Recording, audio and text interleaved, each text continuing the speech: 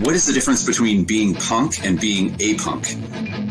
We are here to talk some punk rock, some music, comics, punk culture, DIY shit, anything we want to talk about. That's what fascinates me. Give me everything. Absolutely everything. I find that music and comics have always been intertwined. Muckspout. Chicks dig it. Don't worry. Hey, welcome to Muckspout. Got John with me over here. And today we are joined by James Burton and Kira Burton. And you got two Burtons. Always a dangerous thing to have, two Burtons. Make sure that's true. It usually turns into a fight. We're on here to talk Damage Inc., but we had started a conversation before while we were in the studio, so to speak, about why James has the worst taste in music that was started by Kira. So if we want to discuss that, let's start off with that. God, it's so like his favorite band, like in high school, was like Stabbing Westward. Like they're still my favorite band. They're not good. And the other day, enjoyed Stabbing Westward. I can't say anything. So. I was talking about how my coworker also has bad taste in music, and he's like really into Three Doors Down. And James is like, "No, Three Doors Down is good." I'm like, "What is wrong with you?" They're not the worst band on the planet. I didn't think they were the worst. Like seriously, you would defend Nickelback. You have the worst taste in music. I'm thinking about it right now.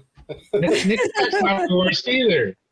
See, you know what's funny when like growing up in the '90s, there was bands that I was like, like Pearl Jam. I was not a fan of. Me neither. But like nowadays, if like Pearl Jam comes on, I'll listen to it. Like I've like totally toned down my my dislikes from the '90s. Now there's so many other things that I don't like. I might as well. That's valid because I think I've toned them down too, just not enough to like what James likes. That's crosses a line. No, he does. What's that band you like? Southern Death or whatever? No, Southern Death. That band's not bad. We had the same taste in music. We just never have. Like I got into punk and he was like into like weird, like they don't call it techno anymore. I'm gonna be old. It's industrial. It's EDM now. God, you're older than I am, or whatever. There's probably a new term, but yeah, he just went a different way with his musical taste than the rest. Because I started listening to Sushi and the Banshees and stuff when I was like 4 because of my sister. So, and James just went, I'm going to listen to this weird shit instead. And God forbid if they have lyrics about like Superman in them or something, like it's over. He loves the band from then on. Speaking of that, like there are bands that like I was like, especially I had 2 younger sisters, and so like they were into like the Spin Doctors, and I was like, ugh. And then like after the Spin Doctors weren't popular anymore, I was like, there's some good stuff. And then I owned like their whole discography, and then Bush is the other one where I was like, oh Bush, like they went and saw them live and stuff, and I was like, that's so dumb. And then, like, after they weren't really, like, cool anymore, I was like, they're not that bad. You know, Eric, I find myself with that same thing. The less popular a band is, the more I dig them. Yeah, that kind of happened to me with folk music. I was like, I'll never listen to folk music. Like, that's not what I do. But then I found, like, folk punk, and I'm like, this is amazing. I can listen to this all day. Like, it's my favorite thing now. A bunch of metalheads that play freaking bluegrass. Come on. I don't. It's like they wanted to be in a punk band, but all they had was a ukulele. I always say the same thing about ska bands. Like they wanted to be in a punk band, but they took trumpet in high school, so that's what happened. But that's why, like when he did his first drawing of Sarah, like the first ones James had for Sarah for Damage Inc. was she was so sad. For all of them. She's the annoying little sister who kind of forced her way onto the scene. She wasn't going to be happy. Well, but when I gave James shit about it, and I very much wanted him to draw Sarah happy, so he put her in a punk club. Oh yeah, that's true. That's true, actually. That's where I spent my youth and stuff. And James was there for like KMFDM. I remember him being there for that one. That's Dana's fault. Yeah, it was. I broke my nose at that show. But so, yeah, like punk has always been just, as soon as like I had terrible taste in music till I was about 13. And then my brother Steven forced me to listen to like Bad Religion and the Eels. And then I got taste in music. So, and James never did, unfortunately. Well, taste in music aside, Damage Inc. has had all kinds of fun with stuff like that. We got the Bloodstrings to appear in issues 3 and 4, first volume. And the punk concert Kira is talking about how she got to show up and go woohoo before the band turned into well, not the band, but until the entire show turned into a zombie mosh pit is happens, I guess. If I had a nickel for every time. Hey, while you're already here, why don't you go ahead and like and subscribe, and if there's a bell on your screen, click that bitch so we can keep doing this shit. And right now, there is a Sarah-focused story, which is what Damage Inc. is putting out in its new volume. We are on issue 2. And we're run through a Kickstarter. This is the Battle of the Broken Daughters, or the War of the Broken Daughters, however you want to look at it. Or the Lost Daughters, James. Yeah, I accidentally used the word broken when I set the Kickstarter up. I'm not sure why. It may have been my ability to retain names that was broken. The story is written by Jeff Aragon, a good friend of mine, and he has known Kira and I for years. Basically, I don't shut up about my family and about dumb stuff. So he knows about all the different traumas and the different things that we've affected. And even though, this is his first time out writing, he managed to capture these glimpses. No, I mean, sorry to interrupt you, James, but complete shout out to Jeff because the thing about this story with Sarah is quite a bit of it is real, like trauma that happened in my life. Like it's real stuff. Obviously not the goblins. Well, maybe the goblins, you never know. But it really did happen. And James asked me for permission to use the story, and I was like, I don't know. And then I swore I thought I was going to get to a point with Jeff where I was going to be like, no, that's not right. You need to back off. But he's done a great job. He's done an amazing job.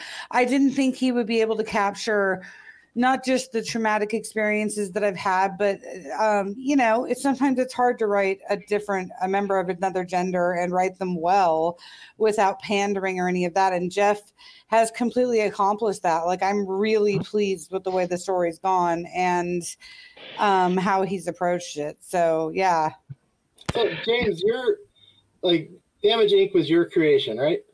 Like that's yes. How does that work to take your creation and then hand it off to another writer? I know people do it all the time. I've never done it. So. Oh God, Eric, you are opening a can of worms. I have a few issues about control on a personal level. And to be honest, I don't really deal with that well.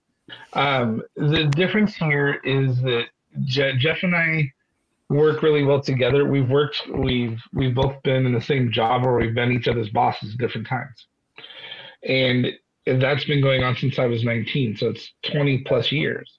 So there's a lot of trust and respect between the two of us. So one of the reasons why Jeff is the one writing this isn't just because when he was writing the first story, he caught a couple glimpses. It's also because Jeff is an avid comic book fan. He introduced me to things like Identity Crisis. I'd never read it before, stuff like that. More mainstream, like while I was reading James O'Barr or finding weird Trent Yuga books and stuff like that, he was showing me the good things that were going on in the mainstream later. He's got a really solid grasp of how to understand those things. We have a lot of great conversations about it, and I trust him. So when it came time for us to work together, I kind of got him along with it because I'm trying to also be the person that I needed earlier in my life, as all of us should be. Jeff has never gotten a professional writing credit, even though he's wanted to do it forever. And a lot of us know people who have skill or talent that have never gotten a push from anybody. And when I was first trying to get my comics in print, It was the very first times I was joining anthologies and stuff like that. Dude, this script I had was really bad, and it was really hard mechanically because the writer was young. He didn't understand don't put motion in a comic, all the different rules. And I was having a lot of trouble converting it into something visual. And Jeff really helped me, pushed me, and he's like, no, this is worth you doing. This is, this is where it starts, keep going. And he's always been really supportive. So it was really easy for me to be supportive of him. That's awesome. But long story short, James has to trust them. That's such a big thing for him. Like, it's super easy for me to trust most artists. I'm like, I can't draw, you do it, That's about how much it takes for me. But with James, it takes a lot of trust and a lot of communication where he's able to say, I don't know how to draw melancholy, Kira, that type of thing. And so he needs that from a writer, definitely. And I think that Jeff is probably the writer he's worked with. I don't know if it's been the easiest, but they've come up with some of the best stuff, especially coming out of Damage Inc. that I've seen in a long time. And just the way they're developing those characters is just better than I thought it would be, honestly. No offense to that, but it's just amazing. It's really good. It's awesome. How does it work when it comes to the writing when he's writing a story about your character, James, and based on a story of Kira's? Like, how does that all formulate? Well, he's heard me talk about the damage in my family, the trauma, the whatever. So as he's writing, he loves to put everything in the pot and then pull pieces out that don't work. That's how he always starts.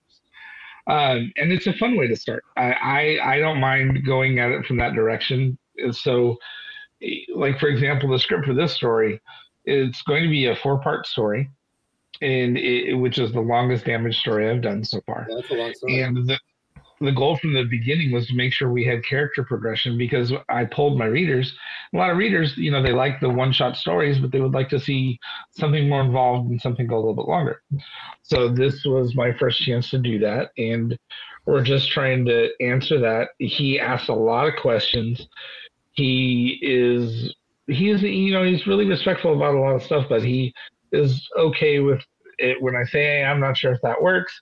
Let's take this one out, let's take that one out, and then let's see what happens. So we do a lot of little story meets, which is kind of like a writer's room. And you get out the whiteboard, you write down all your notes, you write down everything. And I'm actually taking notes on my scripts so that when we are done with the story, I've got like this well-written, well-scribbled, well-loved piece of artifact that will be involved in the Kickstarters. Awesome. And this story was actually my idea from a long, long time ago, because I was like, no, Sarah could drop people. And like, I came up with the whole thing, and James was like, that is way too powerful for her to be right now. And, he gave me a lecture, but. Oh, sounds like we lost her. What she's talking about is the way she described the power for that character was big. And I like to work up to things. My favorite stories are street stories, I don't need to go to the apocalypse at the end of every chapter. I'm not writing for supernatural. I don't need to, try to bring out the dark and the sun every single issue. Speaking of some dark. So. Oh, there we go. My artwork is a little dark. Yeah, that was a character named Suso that's new to the book. But the Damage Inc., I think that I just want to make this point before we lose this. So Damage Inc., the character progression that is happening is a big deal, and the representation that's happening is a big deal. Like, James doesn't give enough credit to it at all. I've been yelling at him since he started the Kickstarter, especially that he needs to talk about how this is a different thing for girls, femme people, things in general. Damage Inc. is showing a lot of scope and a lot of progression for girls who have been through trauma, girls who just are different in a lot of ways and are processing things and just want to be themselves. You know, I've never seen characters dressed like Sarah before, and I think that representation is really important to me, at least. And it goes through the, you know, the Goblin Queen's trauma and everything too. Damage Inc. is turning into something different that has a lot of emotion and a lot of important things going on in it that I think that different people need to see and look at. I think that's where it shares a lot with punk rock. Yeah, it's definitely. Like a place to go, like that. Like all are welcome, you know. Yeah, that whole found family atmosphere has always been a part of Damage Inc. You're one of the things growing up about a lot of us, the punk band that sprouted up out of my friends and all the other stuff. It was. We didn't have a place to go. None of us felt safe going home to, you know, just to get in more arguments with our parents, or in some people's cases, thrown out by the parents. One kid, his parents decided to move to Florida and didn't tell him. Stuff like that. That's why we had a couch on the porch, okay? That is not why that couch was on the porch. Well, that's what we used it for eventually. I mean, it's why it was helpful having it there.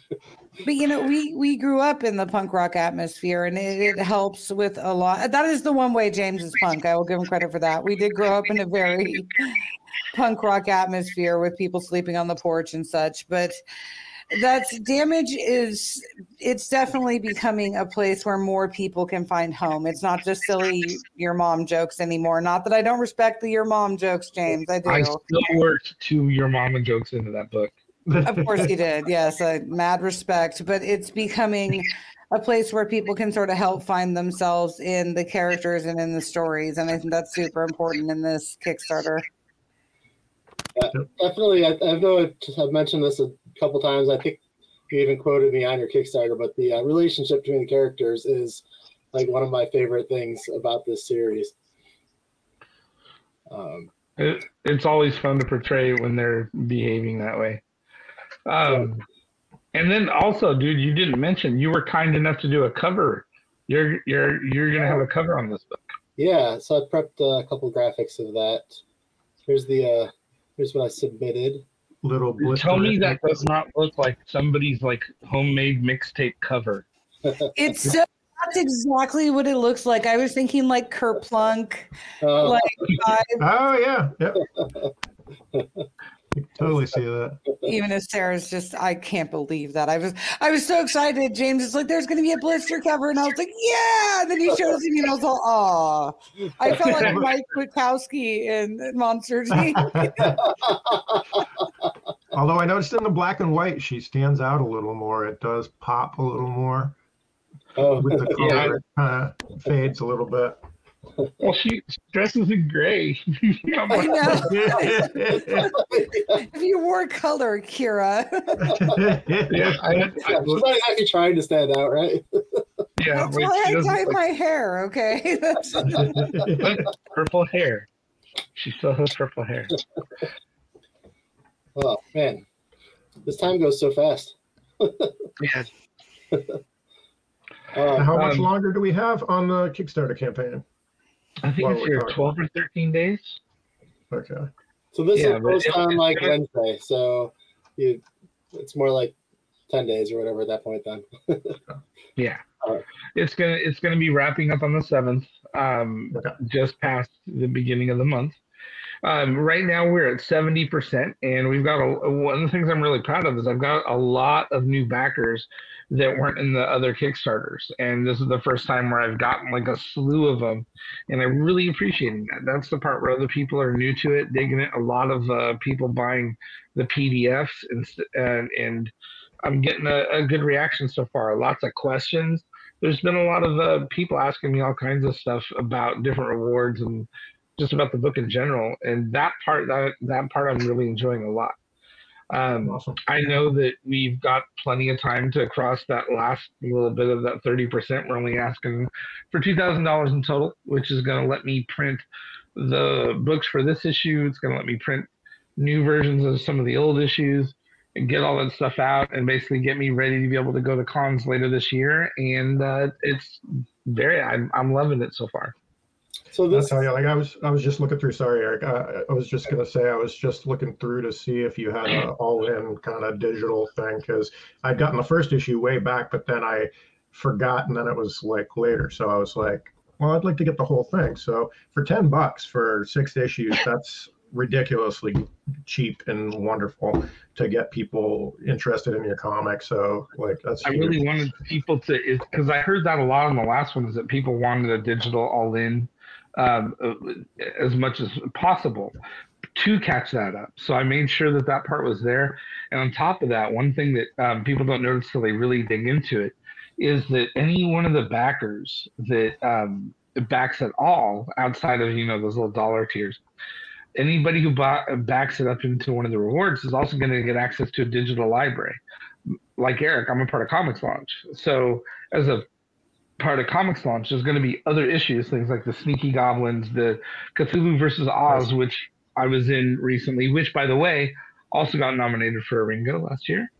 And there's going to be other books based on how many backers are in the campaign. And right now we're up to 4 other books, and we're just about to get into the 5th one. So that part's really exciting. Oh, and my favorite award is the fact that I made ash cans.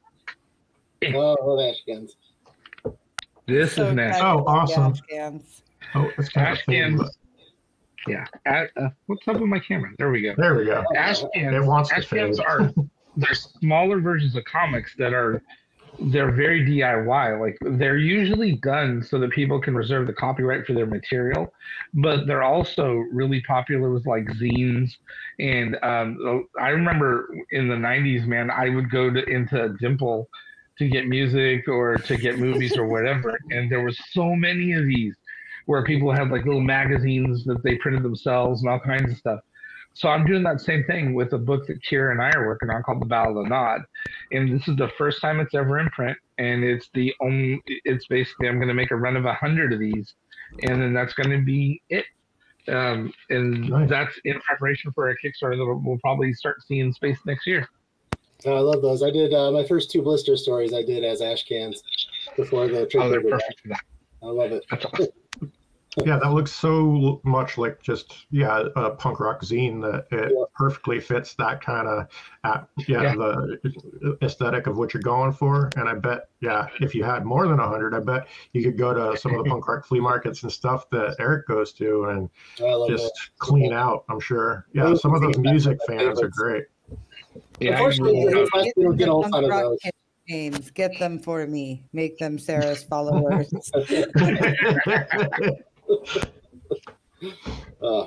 Man, thanks for joining us, guys. It was Thank you guys for having us on. Yeah. Love you guys. I appreciate it. Love Muckspout. Oh yeah. Appreciate you guys. We love you. And Kira, we'll get you back. We'll get you back on again too, James. But we've been trying to get Kira on for a bit, and yes. Finally, so I can talk more about how pathetic you are compared to me, James. We won't allow it. I appreciate somebody's got my back. Oh my goodness. Do you have a short link for your Kickstarter, or do they just got to go search for Damage Inc? The easiest way to find it is get Damage Inc up on Kickstarter. I will send you a link in just a moment here. And I can also be found on James Burton II, as well as I can be found on Facebook if you just take a gander and search for James Burton and Damaging together. Hey, while you're already here, why don't you go ahead and like and subscribe, and if there's a bell on your screen, click that bitch, so we can keep doing this shit. Hey, you made it through an entire episode. Good for you. If you're looking for more, give the rest of the channel a look, and be sure to subscribe so you don't miss an episode. We'll catch you fuckers next time. Later.